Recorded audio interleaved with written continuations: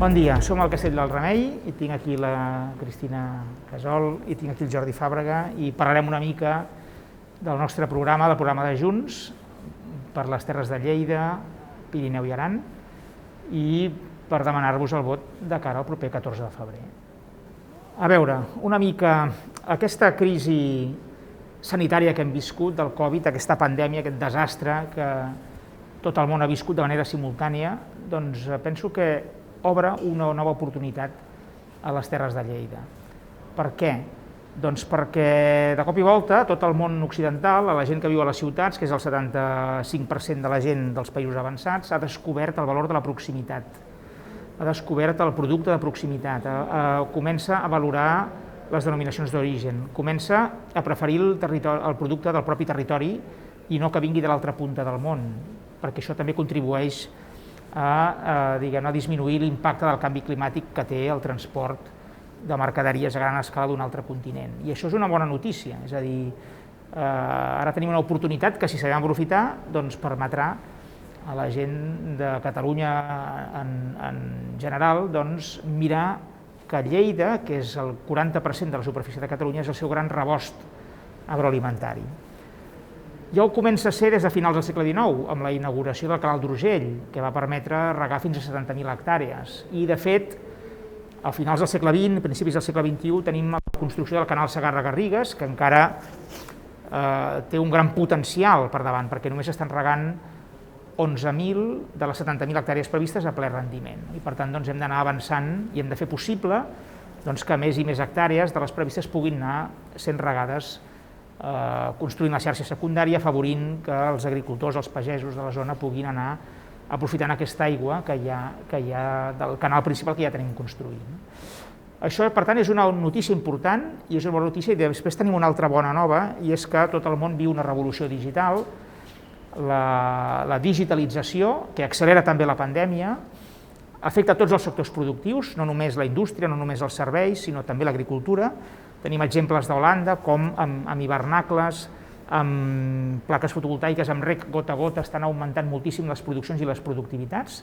Tot això ja està arribant a les Terres de Lleida, hem visitat empreses arreu del territori, al Solsonès, als Pallarsos, a l'Alta Ribagorça, a l'Alt Urgell, a les Garrigues, al Segrià, a la Noguera, al Pla d'Urgell. Hem anat visitant empreses agroalimentàries que estan ja digitalitzades i, per tant, aquesta és una gran oportunitat perquè puguem arribar directament de la producció al consumidor final, que és on hi ha el marge del negoci, moltes vegades de la distribució. I la queixa històrica dels agricultors de Lleida és només ens compren la fruita per uns pocs cèntims i en canvi es paga a tants euros en el supermercat. Doncs aquí hi ha una possibilitat d'entrar molt bé, aprofitant la revolució digital, cal agrupar els productors, ja sigui en cooperatives o societats, cal augmentar el seu poder de negociació quan s'enfronten a les grans cadenes de supermercat, per exemple, que són poques. Si la producció està molt atomitzada, doncs això els posa en una situació de debilitat a l'hora de negociar els preus, però la revolució digital dona aquesta possibilitat de poder arribar, si un ho treballa i fa unes campanyes de promoció i comercialització específiques del seu producte, si un comença a treballar aquesta idea de l'agricultura de les emocions. Un vi del Castell del Remei no és només una ampolla de vi, sinó que té un paisatge al darrere, té una manera de fer, té una història, té una cultura, té una voluntat d'arribar fins a un nivell de qualitat. Per tant, tot aquest potencial de l'emoció aplicada al producte agrari, aquí és on Lleida ha de jugar. I en aquest sentit, doncs, nosaltres intentarem, des del Parlament de Catalunya, a la propera legislatura, que coincidirà també amb la propera reforma de la PAC, doncs fer possible que els pagesos de Lleida puguin, i els ramaders del Pirineu puguin explotar al màxim la potencialitat d'aquesta revolució digital que vivim. Cristina, Jordi... Seguint en aquesta Catalunya d'oportunitats que parla el Ramon, hem d'entendre que el nostre territori, la singularitat del territori de Lleida, es contraposa amb el territori de les grans ciutats. A Catalunya tenim un 80% de territori que podem anomenar rural i és on hi ha menys població i es contraposa amb la resta del territori que que d'alguna manera té molt més índex de població. Nosaltres hem de fer que aquest territori estigui cohesionat i hem d'aconseguir que aquest territori cohesionat es complementi entre ell. Per això són molt importants les infraestructures. Per exemple, les infraestructures ens ajuden a descentralitzar aquest territori i ens donen poder, sobretot a Lleida, a les comarques de Lleida, al Pirineu, a l'Aran i al Solsonès. Aquestes infraestructures, certament, que seran d'alguna manera el que servirà per la descentralització, nosaltres tenim moltes propostes de gestió per elles. Per començar, i a nivell de les que ens pertanyen a Lleida, ens convé molt acabar comunicacions com serien la finalització de la variant que va de Térmens a Balaguer, o la finalització i el començament de les idees del port de Comiols. El port de Comiols amb la seguretat que calgui garantir pel costat d'Artesa. També hi ha infraestructures que són de l'Estat, amb les quals ara per ara, mentre siguem autonomia, hem d'incidir, com són la Nacional 230 que ens comunica amb l'Aran, la 240 que ens comunica amb Tarragona o la 260 que ens comunica amb l'Aragó o la mateixa A2. Aquestes infraestructures de l'Estat espanyol nosaltres hem de ser incisius perquè d'alguna manera es millorin. Certament la propietat o la titularitat ara és de l'Estat, però nosaltres hem de fer gestió i hem d'aconseguir aquesta millora per tots. També hi ha altres infraestructures com és el ferrocarril. El ferrocarril també nosaltres hem implementat dintre de la mesura que hem pogut i hem tingut competència una xarxa de rodalies a lo que seria la R12 o altres xarxes ferroviàries que discorren en el nostre territori i hem aconseguit fer transport a demanda, un model que ha funcionat molt bé a la Segarra i que d'alguna manera ens evita tenir ferro rodant pel territori. Tot això, nosaltres, tota aquesta gestió, nosaltres tenim molt clar com l'hem de fer. Potser, Ramon, el que ens cal d'alguna manera són recursos econòmics o ens cal potser la independència per poder insistir en totes aquestes infraestructures. Sí, ens agradaria recaptar tots els impostos per ser un país normal i per fer polítiques socials com fan els millors països avançats. Correcte. Nosaltres volem la independència precisament per tenir cura de la gent. I tenir cura de la gent vol dir tenir cura del nostre entorn i tenir cura de les persones. Per tenir cura del nostre entorn necessitem una Lleida, una Catalunya energèticament sostenible i que sigui verda.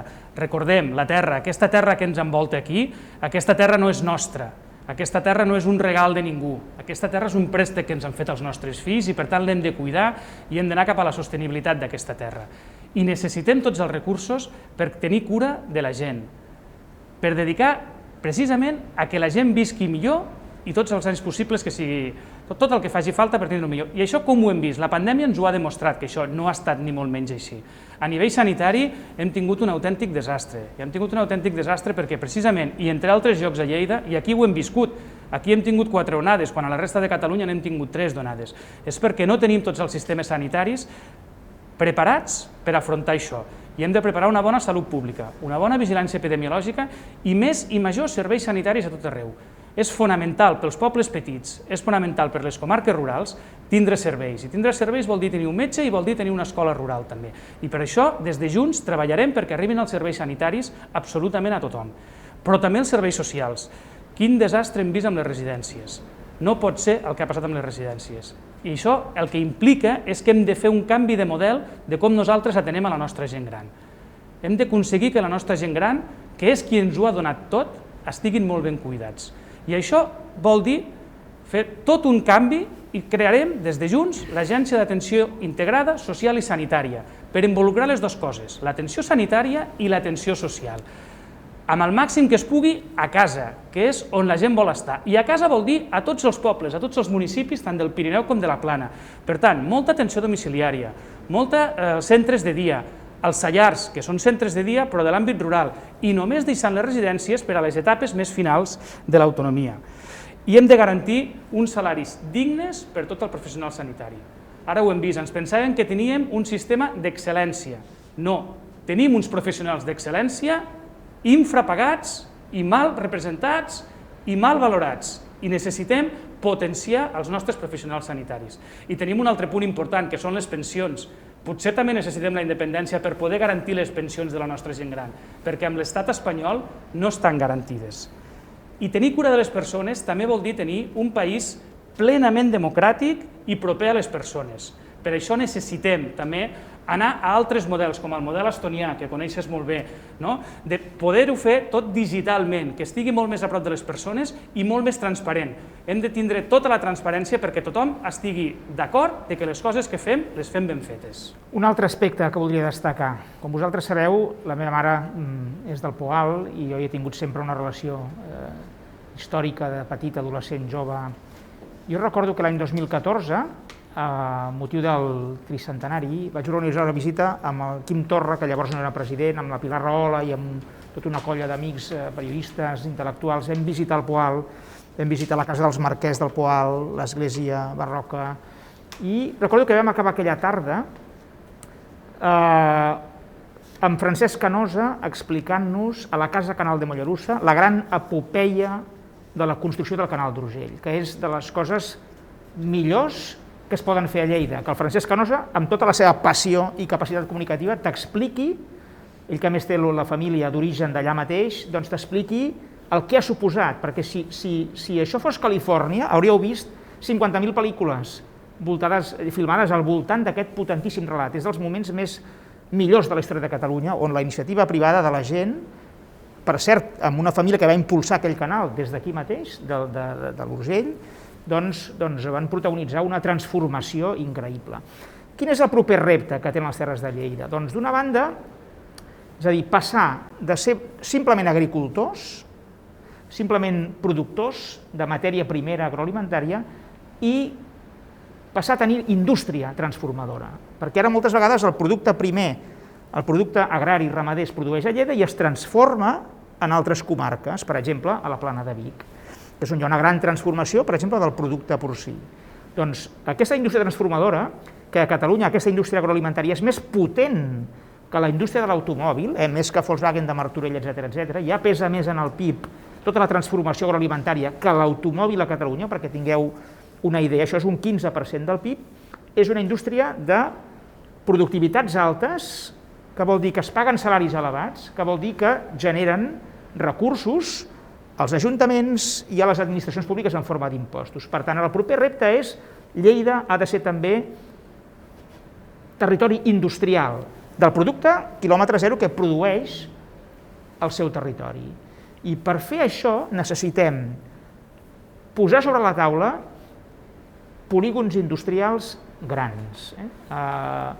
La Cristina m'explicava, a Tàrrega hi ha els del Buscarró, que és una oferta molt bona al costat de l'autovia. Tenim també a Lleida un projecte que estem treballant amb l'Isidre Gavín, el Toni Postiu, des de l'Incasòl, des de territori, que és una gran superfície de centenars d'hectàrees,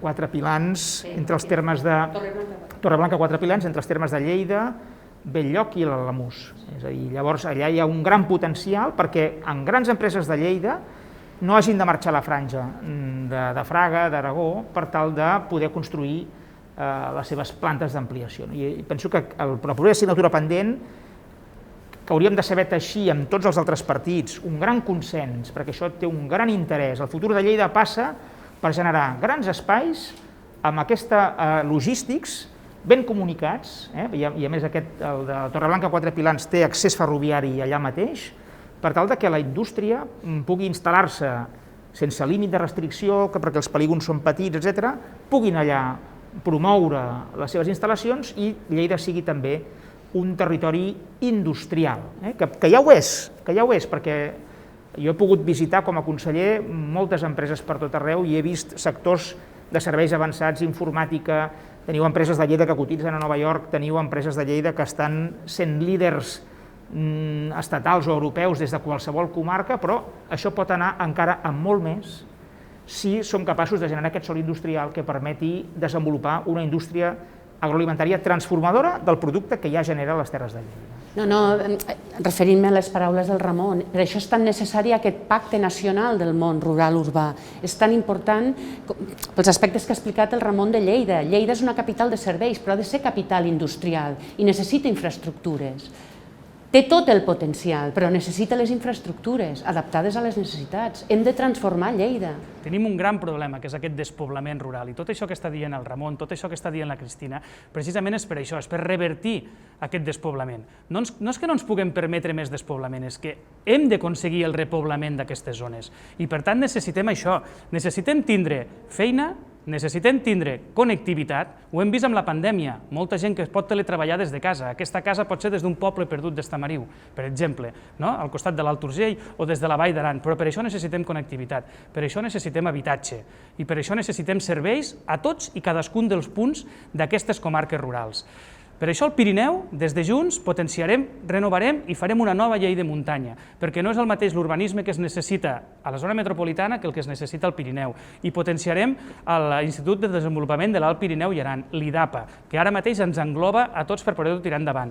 Les infraestructures del Pirineu, ja ho has explicat, Cristina, el Port de Comiols, la Nacional 260, la Nacional 230, autèntics desastres, i que nosaltres, des de Junts, farem que això funcioni. I nosaltres defensarem allò que fa moure l'economia de les zones de muntanya, com són les estacions d'esquí, les de fons i les d'alpí. I això, malauradament, i ho heu vist, no ho diu tothom. Hi ha qui se'n riu de l'esquí. Doncs de l'esquí viu moltíssimes famílies i de l'esquí molta gent menja, i per tant des de Junts els defensarem. És molt important això que ha dit el Jordi, és a dir, no podem tractar de la mateixa manera un municipi de 600 habitants, des del punt de vista urbanístic, que un municipi de 600.000 habitants. És a dir, si hi ha una família que té 2 fills que volen aprofitar que hi ha un terreny al costat de casa dels pares, a la punta del poble, per fer-hi un parell de cases més, el que no pot ser és que vinguin de Barcelona i diguin ara aquí has de fer un pla parcial i has d'urbanitzar 10 carrers per poder acollir algun dia 200 cases. Això no s'ha de revisar. Aquestes qüestions han de facilitar que tinguem els ajuntaments de pobles petits. Si volem evitar la despoblació, això ho hem de revisar urgentment, i aquest hauria de ser també un acord transversal que hauríem d'arribar.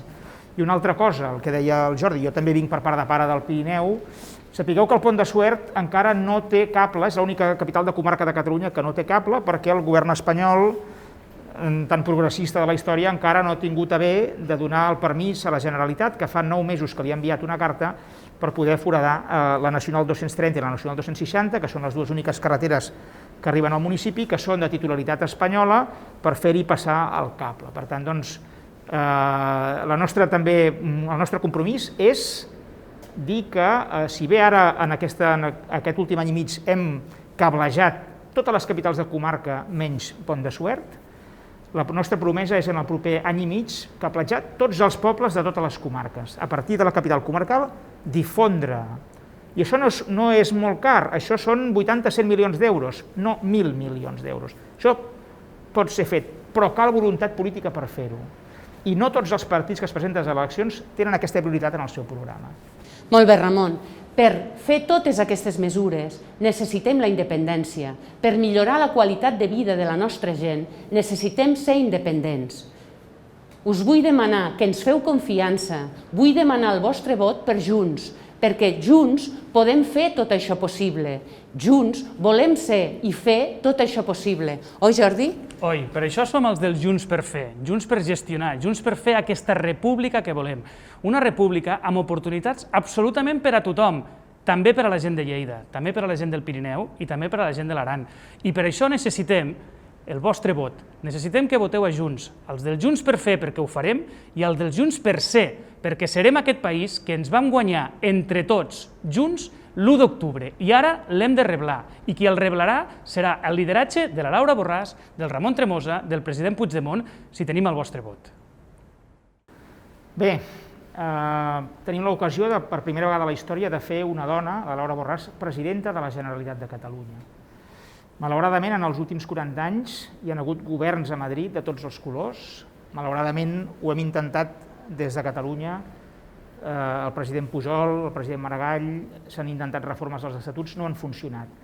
Entenem nosaltres que només des d'una gran victòria dels partits independentistes, i en aquest cas liderada per Junts, tindrem una capacitat de negociació real amb el govern espanyol per intentar, mentre no siguem independents, resoldre totes aquestes qüestions que són urgents, que les tenim sobre la taula. Per això us demanem el vot en el proper 14 de febrer. I una última cosa, fixeu-vos, ens obliguen a votar en plena cresta de la onada pandèmica de la crisi sanitària.